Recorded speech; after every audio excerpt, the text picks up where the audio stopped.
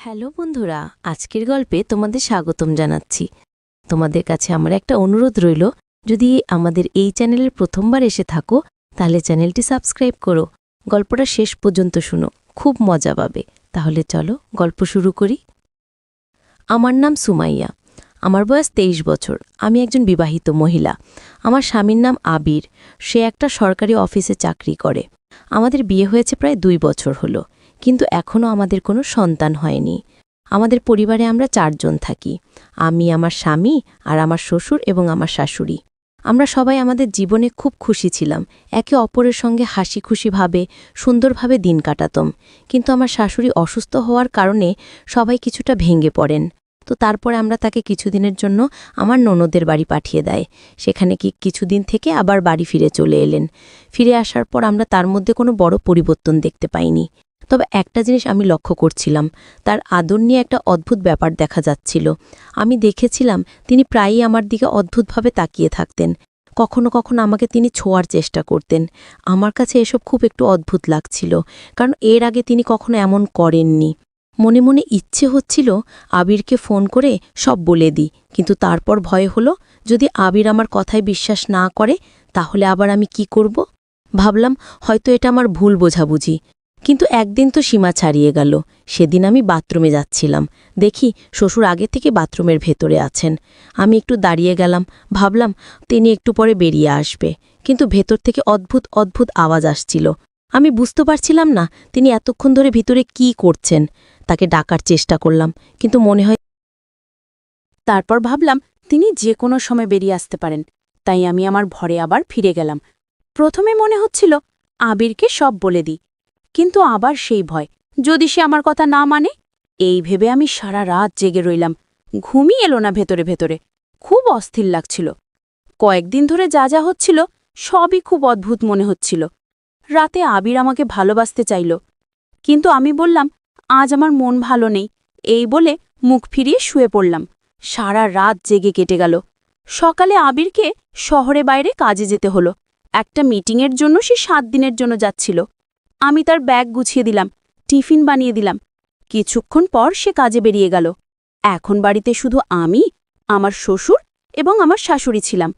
ভয়ে আমার হাত পা কাঁপছিল, প্রতিটা মুহূর্তে যেন শতাব্দীর মতো কাঁদছিল। সারাদিন আমি বাড়ির কাজে ব্যস্ত রইলাম। আমার শাশুড়ি তো অসুস্থ হয়ে পড়েছিল। কাজ শেষ করে ঘরে এসে শুয়ে পড়লাম। আগের রাতে ঘুম হয়নি, তাই এখন ঘুমে চোখ ভার হয়ে আসছিল প্রায়। বিকেল 5টা বাজে। কখন যে চোখ বন্ধ হয়ে গেল আমি টেরই পাইনি। সাধারণত আমি শাড়ি পরি, কিন্তু গরমের জন্য কয়েকদিন ধরে সালোয়ার কুর্তি পরছিলাম। আমার শরীর তখন ঘামে ভিজে গিয়েছিল। আমি পাখার নিচে শুয়েছিলাম। প্রায় 1.5 ঘন্টা পর আমার মনে হলো কেউ আমাকে অদ্ভুতভাবে ছুঁচ্ছে। প্রথমে ভাবলাম স্বপ্ন দেখছি, মনে হচ্ছিল হয়তো আবিরের সঙ্গে আছি। কিন্তু হঠাৎ ঘুম ভেঙে গেল। ধরফর করে উঠে বসলাম। কাপড় ঠিক করতে করতে দেখি শ্বশুর আমার পাশে বসে আছে। তাকে দেখে আমি চমকে গেলাম। জিজ্ঞেস করলাম, বাবা কি হয়েছে? আমার কাছে কিছু দরকার ছিল? শ্বশুর বললেন, বৌমা, আমার চা খেতে ইচ্ছা করছিল, তোমাকে অনেকবার ডেকেছি, তুমি শোনোনি, তো তাই আমি দেখলাম তুমি আরামই ঘুমাচ্ছ। ভাবলাম ঘুমন্ত বৌমাকে জাগিয়ে কি হবে, আমি নিজে চা বানিয়ে নেই, আর তুমি জেগে গেলে তোমাকে বলতে এলাম। তার কথা শুনে আমি বুঝলাম তিনি কোনো খারাপ উদ্দেশ্য নিয়ে আসেননি। আমি তাড়াহুড়ো করে বিছানার থেকে নামলাম। আমার বুকটা ধরফর করছিল। দুপাট্টা মাথায় দিয়ে বললাম, বাবা, আপনি আপনার ঘরে যান, আমি চা নিয়ে আসছি। আমার কথা শুনে তিনি একটু মন খারাপ করলেন, চুপচাপ নিজের ঘরে চলে গেলেন। প্রায় 15-20 মিনিট পর আমি 1 কাপ চা নিয়ে তার ঘরে গেলাম। দেখলাম তিনি বিছানায় বসে কাঁদছেন। আমি জিজ্ঞেস করলাম, কি হলো বাবা, আপনি কেন কাঁদছেন? কোনো সমস্যা হয়েছে? শরীর খারাপ লাগলে আমি ডাক্তারকে ফোন করব। তিনি বললেন, না বৌমা, এমন কিছু নয়। আমি আমার মনের কথা কাকে বলবো? আমিও তো একটা মানুষ, আমারও কিছু ইচ্ছা আকাঙ্ক্ষা আছে। আমার স্ত্রী তো নড়াচড়া করতেই পারে না। আমার মন চায় আমার মনের সব কথা কাউকে বলি। আমি বুঝতে পারছিলাম তিনি কি বলতে চাইছেন। তবু আমি তার কাছে গিয়ে বললাম, বাবা, আপনি চিন্তা করবেন না, সব ঠিক হয়ে যাবে। আর যদি কিছু বলতে ইচ্ছা করে আমার সঙ্গে কথা বলবেন। আমার কথা শুনে তিনি আমাকে জড়িয়ে ধরে কাঁদতে শুরু করলেন। আমার খুব একটা অদ্ভুত লাগছিল, মনে নানা রকম ভাবনা আসছিল। তবু তার জন্য আমার খুব মায়া হচ্ছিল। শ্বশুরের বয়সে তো কম হয়নি, তার আরেকটা বিয়ে দেওয়াও সম্ভব নয়। আর যদি বিয়ে দিই সমাজ আমাদের তাড়িয়ে দেবে, সমাজের মুখ দেখাতে পারবো না। তাই ভাবলাম বাড়িটির কোনো সমাধান করা ভালো। একবার মনে হলো যদি আমি শ্বশুরকে খুশি করে দিই তাহলে কেউ জানতেও পারবে না, বাড়ির কথা বাড়িতে থেকে যাবে। আমি মনে মনে তারপর তার মেনে নিলাম। তারপর তাকে বললাম, আপনি গোসল করে আসুন। আমি তার জামাকাপড় বের করে দিলাম। কিছুক্ষণ পর তিনি গোসল করে ফিরলেন। কিছুক্ষণ পরে তোয়ালে দুধের মধ্যে জড়িয়ে এলেন।